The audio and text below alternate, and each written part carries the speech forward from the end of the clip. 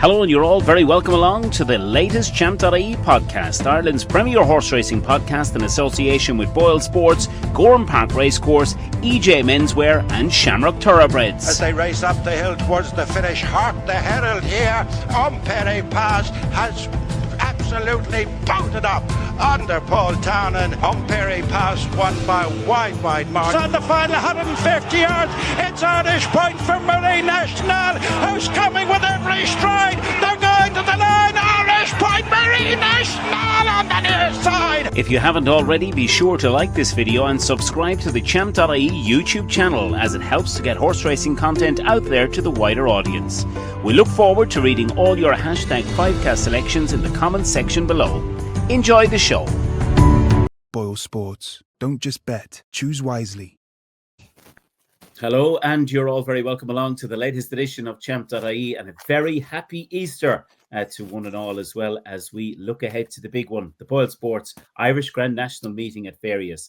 As always, Barry Doyle joins me, and Brian O'Keeffe from Boylesports will be getting Brian on all of the great offers available on Boylesports Irish Grand National Day through the show. And of course, we're going to be looking ahead to some of the races on Monday. You'll see those 5 races flashing up on screens, and we've got a cracking day of racing action to look forward to. And we want you, of course, to put in your selections down below, of course, as well. We're looking at the O'Driscoll's Whiskey Juvenile Hurdle, 240, building all the way up to the Irish Grand National, which is off at 5 o'clock on Monday. Right, lads, we'll kick right into the heart of this, and we're going to firstly look at the 240, Barry, on Monday. It's a juvenile hurdle. It's a Grade 2 contest, and this a very, very nice race to kick off the show this week. Well, the first thing I would say, it looks a very winnable Grade 2, Dave, to kick us off at Fairyhouse on Monday. And Willie Mullins doesn't typically run snares in this. I think he's only won it twice in the last 8 seasons. And Blue Lemons, obviously, Paul Townend's mount. He was a good winner. It was actually at Gowran Park. I think it was the very first runner sired by Blue Point. And I think everyone in Gowran Park that day was wondering how this horse had settled. And he was, he had a fair rating, 97. He achieved for the Hannons in the UK, and he actually was very, very professional at Gowran Park, handled the soft ground, and went to the Triumph Hurdle, after that run at Gowran Park, and majorly disappointed. So he's on a comeback mission here. And Wentrock, I suppose, looking at the race, he's been to all the top spring festivals. He's favoured, and he's, I suppose he's top rated as well, 134 Gordon Elliott's runner. So he's obvious claims, but he's had plenty of racing, Wendrock, and I just would be a little bit concerned, could he be vulnerable to the likes of It's Bilbao for the Henry de Bromhead and Rachel Blackmore combination. And I think the duo could have a really good Easter Monday, Henry and Rachel. And It's Bilbao, I like the profile of this horse. Obviously has good form behind Willie the Who in France. He's just £5 to find officially with Wendrock, the top rated. And that really good run, I thought, at Leopardstown at Christmas behind Hello Neighbour, Dave, at Leopardstown, was 5th in that, of course, graded contest, was 2nd then subsequently to a nice horse owned by Rob Corr and trained by Gordon Elliott in his Fairyhouse prep, of course, just a couple of weeks ago. But he's a big frame juvenile, this is Spellbow. So he strikes me as the sort of horse that could be progressive in the spring, and there could be certainly more to come. He was an April foal. And he's a fine stamp of a horse. It's Bilbao, and I think the standout piece of form here. I mean, don't forget, Dave, he had Grade 1 winning Mercia behind at Leopardstown, of course, in that graded contest. So he brings a good level of form. He's coming here a fresh horse. He strikes me as the type that could be progressive. There's a couple of question marks, I suppose, over their name, and Wendrock for me is not as fresh coming here as It's Bilbao. So 4-1, that'll do me to kick us off. Boylesports. Don't just bet, choose wisely. I suppose, Brian, before we look at race number 2, love to get your perspective, Boylesports' perspective on the offers available, of course, on Bank Holiday Monday on the Boylesports Irish Grand National meeting. Yeah, there's plenty of them, Dave, which is good news for punters. Money back if you're second to the SP Fav. That's every single race on the card. That's money back as a free bet. So plenty of reasons to take on some of the favourites. I know Barry's got a strong fancy for one a little later on. And then the big race itself, we will be 6 places each way. I think we got the maximum field of 30, which is brilliant news. Tricky puzzle to solve, but those 6 places make it a little bit easier for punters, hopefully. Yeah, well, we're going to be looking at the big one, of course, as we go on. But Barry, we're going to look at race 2 of the 5 we look at. And this is a 2 mile 5 handicap hurdle. And I thought the one in here that was very, very interesting was Come Walk With Me, who had been running against some very, very smart types in maiden hurdles. And of course, Eddie Cawley trains, and Owen Walsh is on board on Monday afternoon. Good second at Navan, at Naas, and at Fairyhouse. And as I said, had been mixing it up in rather good company in around the 9-1 chance. Thoughts on that handicap hurdle at 3:15? This could potentially be the nicest horse that Eddie Cawley has ever had. His record of Fairyhouse is brilliant as well. Loves to have winners there. He's had 18 of them at Fairyhouse at the course since dating back to 2010. So Brian, who won this exact same race for Eddie Cawley in 2013. And I think you've left me little to say with Come Walk With Me, only the fact that he's a cracking price, Dave. I mean, he's 9-1, and I could see the punters really rolling in behind Eddie Cawley's charge here. You mentioned the 5th to the Albert Bartlett winner, of course, Jasmine DeVoe at Navan on his first start of a hurdles. It was a really eye-catching run when stepping up to 2-4 at Fairyhouse at this course behind Sounds Victorious. Keith Donoghue was on board on that occasion. And the form reads really well, of course. His last 2 runs, Honesty Policy, went on to win in graded company at Aintree. This horse was 8 lengths behind him at Navan. I think he's a really smart horse, Honesty Policy. And Redemption Day, a multiple grade 1 winner, of course, was second to him at Naas last time. Off 1-2-5, I mean, he has to be well handicapped here, Dave, doesn't he, on his handicap debut. He's had a nice bit of experience in good races in Ireland, in good maidens through the course of the winter campaign. And off 1-2-5, as you mentioned, handicap debutant for Eddie Cawley, a stable that like to target this race, this festival, and they love winners at Fairyhouse. Up to 2 mile and 6 furlongs, I think is going to be ideal for this lad. And the tongue strap is on for the second time, first run in a handicap. I think he's intriguing, Dave, at 10-1. I think 10-1 best price at the moment. So Come Walk With Me. I don't see that price lasting. No, I don't think so. And I think you are right. Punters are, I very much believe, going to be rowing in behind him as well come the race on Monday. Right, let's move on to the 350 contest, which, of course, is the Rathbarry and Glenview Stud Hurdle. It is a grade 2 contest here. And I suppose the starting point maybe here, Barry, will be Kopek the Me for Willie Mullins, Mark Walsh and JP in the race. Absolutely, Dave. I mean, there was a real good second, wasn't he? He was well fancied heading to the Cheltenham Festival. Kopek to me, looking at his runs and his form in France, he looked well treated heading to the Martin Pipe, but he disappointed on that occasion, but ran really well at Aintree, the favourite. But the one I like in here, Dave, also ran at Cheltenham. It ran in the Pretemps and it's 1-2 in the race for Paul Nolan. He obviously has Sandra Clegane here, but I love Feet of a Dancer. She shapes to me like a step back and trip could really suit this Feet of a Dancer. She's only had the 12 runs in her entire career.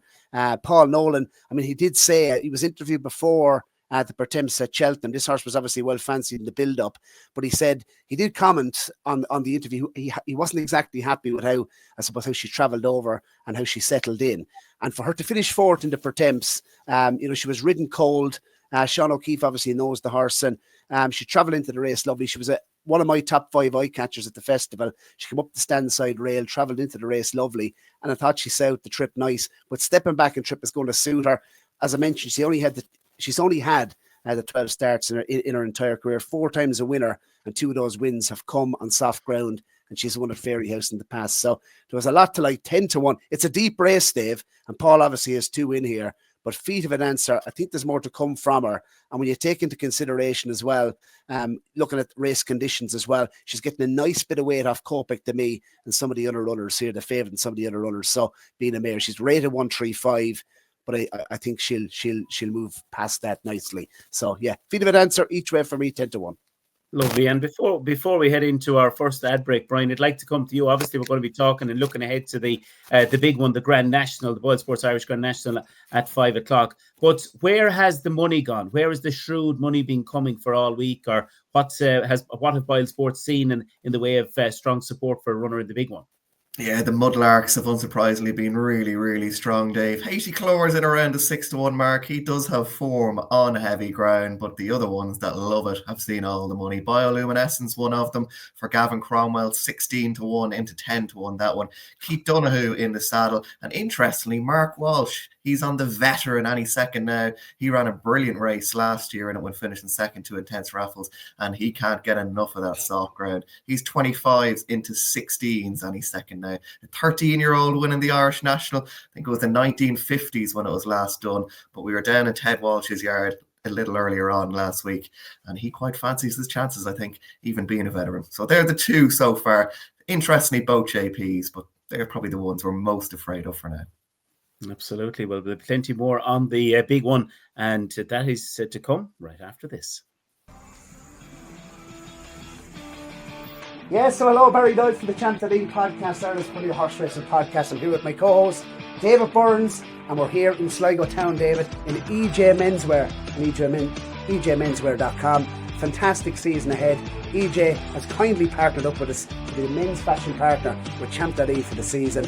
And David, we're suited and booted. You're looking sharp. Yeah, well, thanks very much. And this fantastic bundle and this outfit we're wearing is costing $2.99. It sets you up beautifully for the racing season ahead, which includes Leopardstown at Christmas, Thyesda's Day at Gowran Park, and of course, if you want to go even bigger, you can get togged out for the Cheltenham and Entry festivals later on in the season. Absolutely, and of course, check out the Champ.ie podcast right throughout the season, Mondays and Thursdays, and look at the offer, the tailored bundle for the racing season, $2.99, blazer, shirt, chino, socks and shoes. What's not to like, lads? Check out EJMenswear.com to find out all the racing offers.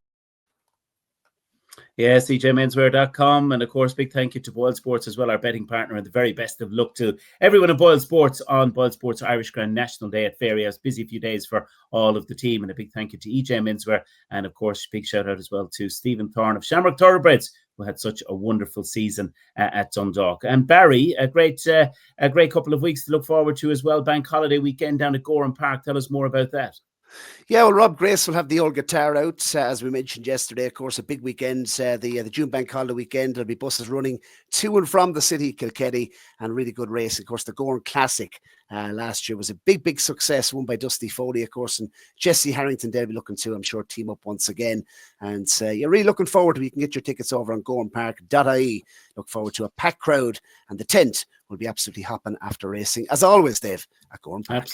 Absolutely, Barry should be an absolute belter. Right, Brian, I'm going to come to you on the Grade 2 Jack McInerney Memorial Fairyhouse Steeplechase. That's a 2 mile 3 contest at 4:20 on Monday at Fairyhouse. Yeah, we got a pretty short price favourite here in the form of Heartwood, David. But God, I think he's got some chance, doesn't he? He's getting weight all around, getting weight off the winning machine. That's St. Sam, weight off Found of 50 as well. I think he'll be pretty hard to beat in receipt of that really good run at Cheltenham in the Ryanair behind Factifile, pulling well clear of the third. Henry won it last year, of course, with Journey With Me for the same connections, who does run it again this year. But I think it's all set up for Heartwood, and I'd make him a pretty strong bet, I think. Boylesports Irish Grand National Steeplechase with a winner's prize of a massive €275,000. Second, not bad either, at 100,000 and money right down to 10th place in this race. We've really had an absolutely brilliant lineup over the last number of years, and it's no better for 2025. Barry, going to come to you first on the big one. It is a cracker. 30 runners going to be facing down to the first on Easter Monday at Fairyhouse. No better sight. No better sight, Dave. We're really looking forward to it. And of course, Hottie Calore done us a big turn at the Cheltenham Festival. And Rebecca Curtis, was super to have her on earlier on in the week building up. And I think this horse has a really good chance. And speaking to Rebecca, my not concern, but I wanted to ask her the question, Dave, about Hottie Calore on the ground, because with the ground turning soft and even tacky, and she seemed to think that this could, suit Hottie Calore. He's all about stamina. He jumps, he stays. And when you take into consideration as well, Better Days Ahead rated 154, the top weight here, I genuinely would consider backing Hottie Calore off level weight. So I think he's a nice bit of hand still off his current mark, Dave. obviously coming here in decent form, 3 from 4 over fences in his career. Jumps, stays, and novices have had a really good record in the course, the Boylesports Irish Grand National. Obviously, Sean Bowen comes back on board, takes the ride, will be in Fairyhouse on Easter Monday. There's just lots to like about Hottie Killore. He could just be the classiest horse off the best mark in the race. I think he's the rightful favourite. If there was one, as I did say in our build-up show, Dave, that if it does its second reserve, if it sneaks in, I think he's the best each-way bet in the race, and it's Will Do. I think he's absolutely tailor-made for the marathon, which is the Boylesports Irish Grand National. He loved the ground. He'll be in more or less off bottom weight if he does get in. Gordon has, what did he have, 11 at one stage left in the race. I wonder will 1 or 2 of Gordon's come out to make way for Will Do. He was fancied to go well in the Thyestes Chase. He's run well in all the big handicaps this season. He was obviously second in the Grand National Trial at Punchestown. A really good run in the Paddy Power course at Christmas at Leopardstown. Ran well in the Thyestes, and obviously that third place effort in the National Hunt Chase reads really well. He's £7 better off if he does get in with Hottie Killore. He's 0 from 7 over fences. Doesn't like to get his head in front all that much, but I think he'll be still well handicapped, Dave, and tailor-made for a marathon at Fairyhouse. Yes, it's an absolutely brilliant race. Brian, what have you come down and what do you like at maybe a shorter and a bigger price for the race? Yeah, just looking at it, Dave, I mean, I'm looking down the list here. 132 is the lowest rated horse in the race. I think that's just a testament to the quality improving over the years. The one for me, though, all my eggs are in one basket, and that basket is Johnny Who. I think he's got an absolutely cracking chance for the John Joe O'Neill team. I mean, the Yard have already won it twice. Butler's Cabin a long time ago now and shut the front door, the last British winner in 2014. They know what it takes to win this race. Thought it was a real eye-catching run as well at Cheltenham in that Kim Muir. I believe he picked up a knock as well at the back of the last, and that might have just cost him the race that day against Daily Present. But I think there's still plenty of juice in this mark of 146. Top amateur as well on board, Derek O'Connor, and he ticks all the boxes for me on this crowd. I would have maybe given a chance to Panda Boy, Cliff Horse for many, but I don't know if this rain is going to suit him. I'd say he wants a bit better ground, but for me, all the eggs in the Johnny Who basket.